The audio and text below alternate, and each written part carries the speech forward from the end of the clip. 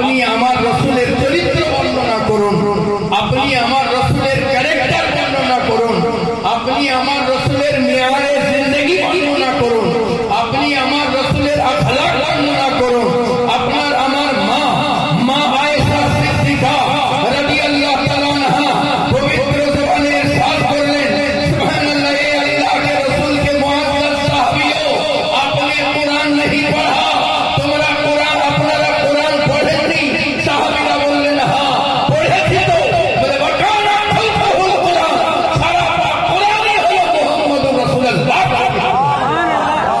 সুবহানাল্লাহ বিহামদিহি। এমন আখলাক, এমন শান, আপনার আমার প্যারা মুস্তাফা সাহিবে লাউলাকে এমন চরিত্র, এমন অসাধারণ ব্যক্তিত্ব সম্পন্ন মহাপুরুষ আপনি বার্তাদের ভিতরে হাত রেখে দেন তো পানি জারি হয়ে যায়।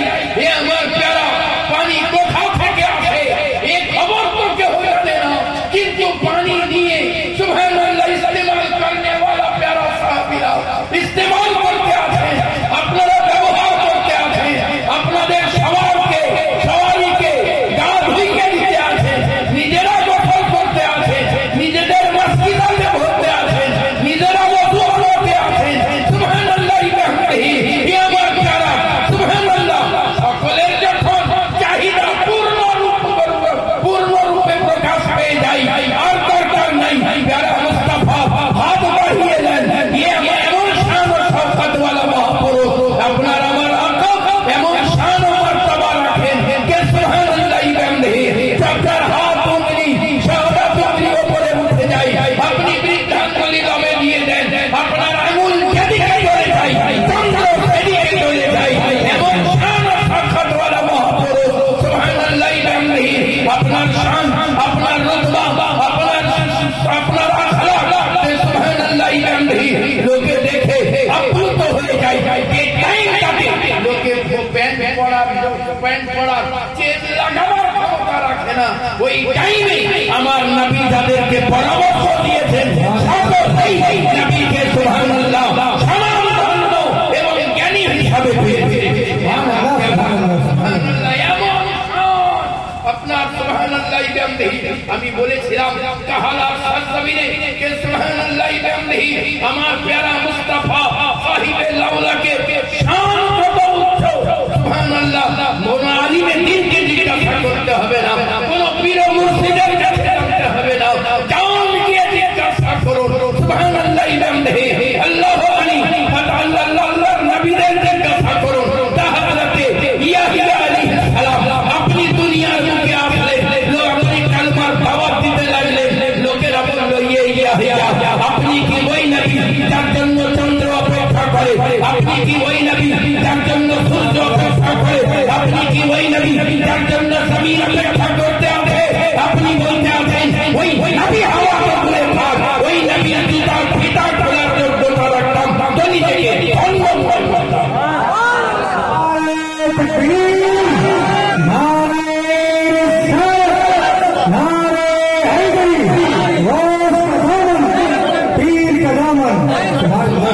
এমন একটা দরবার যেখান থেকে খালি হাতে দুনিয়ার কেউ ফিরে আসে না। তখন আল্লাহ সুবহানাল্লাহ বিহামদিহি আপনার আমার নবীর দরবারে এমনি একটা বাচ্চা ছেলে ফিটিয়ে কাঁদতে আছে।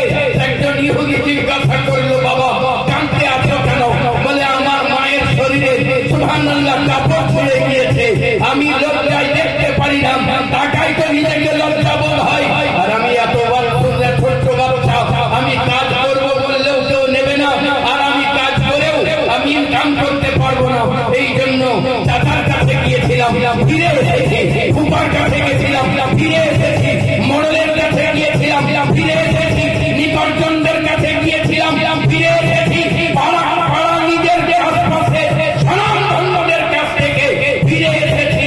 এ আমার প্যারা এই পরামর্শ কোন সাহাবী দেন না, এই পরামর্শ আশিকে রাসূলে দেন না, এই পরামর্শ একজন ইহুদি দিতে আছে, তার ঈমান বলতে আছে সব দরবার থেকে ফিরবে, কিন্তু আমি এমন একটা দরবারের খবর তোমাকে দিব, আমার বিশ্বাস যদি ওখানে তুমি তোমার কথা পেশ করতে পারো তো তুমি খালি হাতে ফিরবে। খালি বললো তাহলে বলে দিন কোন জায়গা, আমি ছুটে যাব আমার মায়ের জন্য। সুবহানাল্লাহ। মা আপনি বললেন যে অমুকের নামে পাক, আপনার আমার নবী প্যারা মুস্তাফা সাহিবে লাউলাকের নাম যখন বললেন তখন বাচ্চা থমকে গেল, মায়ের কাছে দৌড়ে গেল। মাকে বললেন মা, মুসলমানদের ভেতরে আল্লাহ পাকের তরফ থেকে একজন নবী এসেছেন যার নাম আছে মুহাম্মদ সাল্লাল্লাহু আলাইহি ওয়াসাল্লাম। কাউরির কাছে তো পেলাম না। মা যদি তুমি অর্ডার দিতে তো তার কাছে যেতাম। মা বললেন বেটা শুনে রাখো, তুমি যে কলমা পড়ে তো দিবা না, তুমি যে মুসলমান তো হয়ে যাবা না। বলে মা বাধা করতে আছি, আমি মুসলমান হব না, কলমা পড়বো না, আমি তার কাছে যাব, আমি আরজি পেশ করবো, পাই তো পাই না পাই না পাই ফিরে চলে আসবো, কিন্তু বাধা করতে আছি, আমি কলমা পড়বো না। সুবহানাল্লাহ। এ আমার প্যারা আজ দুনিয়ার মুখে যতগুলোকে দান করে একবার সেলফি তুলে ফেসবুকে ছাড়ে, না হয় ইউটিউবে ছাড়ে, যদি 1 কেজি চাল দেয় তবুও সুবহানাল্লাহ সেলফি ছাড়ে। আর ওই লোকটা বলতে আছে বাচ্চাটা মুহাম্মদুর রাসূলুল্লাহ সাল্লাল্লাহু আলাইহি ওয়াসাল্লামের সামনে এসে ছলো ছলো চোখ নিয়ে আল্লাহর নবী জিজ্ঞাসা করে তুমি কেন এসেছো? বলেন ইয়া রাসূলুল্লাহ আমি এই জন্য এসেছি যে সুবহানাল্লাহ আপনি যদি বলেন কালমা পড়তে আপনার কথা শুনবো না, আপনি যদি বলেন দ্বীন ইসলাম গ্রহণ করতে আপনার কথা শুনবো না। আল্লাহর নবী বলেন আমার কোনো কথা শুনতে হবে না, তুমি বলো কেন এসেছো? বলে এসেছি আমার মায়ের শরীরে কাপড় ছিঁড়ে গিয়েছে, সবারই কাছে গেছিলাম, নিকটজনদের কাছে গেছিলাম, চাচাদের কাছে গিয়েছিলাম, ফুফাদের কাছে গিয়েছিলাম, সকল থেকে ফিরে এসেছি নবী রহমার কাছে এসেছি। আল্লাহর নবীর শরীর মুবারকের উপরে চাদর জড়ানো ছিল, এ আমার প্যারা ওই চাদরটাই খুলে সুবহানাল্লাহ বাচ্চার গলায় জড়িয়ে দিয়ে বললেন যাও, আমার কথা মানতে হবে না, চলে যাও। একবার পিছন দিকে তাকাই আর একবার মায়ের দিকে দৌড় দেয়, একবার পিছন দিকে তাকাই মায়ের দিকে দৌড় দেয়। এ আমার প্যারা আজ স্বনামধন্য অবস্থায় আপনি সুবহানাল্লাহ বিহামদিহি আল্লাহু আকবার, আপনারা সুশিক্ষিত মানুষ, কিন্তু আপনার গায়ে যদি নতুন চাদর থাকে আর যদি কাউরে সুবহানাল্লাহ অন্য জাত তো দূরে থাক, যদি আপনার গ্রামের ভিখারিও হয় কিংবা দুর্দশাগ্রস্ত হয়, আপনি বাড়ি গিয়ে ছিঁড়া লুঙ্গি নিয়ে আসবেন, পুরাতন লুঙ্গি নিয়ে আসবেন, আপনার গায়ের চাদর খুলে কখনো দিবেন না। কিন্তু প্যারা মুস্তাফা সাহিবে লাউলা ওই হিন্দির বাচ্চা বলতে আছে তোমার মানবো না, আল্লাহর নবী বলেন মানতে হবে না, চাদর দিয়ে যাও। গায়েব তার নবী আমার চোখে সুবহানাল্লাহ বিহামদিহি আমার নবীর চোখ ওই জিনিসটা দেখে যা অনবীক্ষণ চমকেও দেখতে পাই।